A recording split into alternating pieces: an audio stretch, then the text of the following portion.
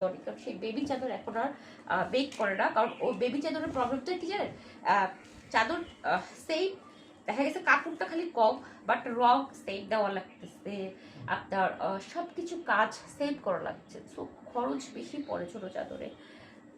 আর ওদেরও সেম বানায়া পোষায় না, আর আমাদেরও সেম করে পোষায় না।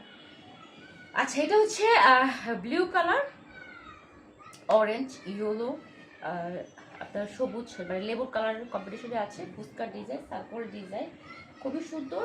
7 ফিট বাই 8 ফিট, হ্যাঁ 7 ফিট বাই 8 ফিট।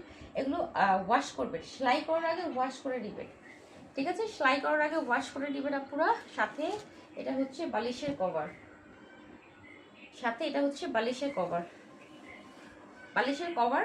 ওয়েল, ওরে বাবা রে, এতখানি কাপড় আপনাদের যাওয়া হয়ে যাবে। যে পরিমাণ বালিশের কভারের কাপড় এখানে দেয়া আছে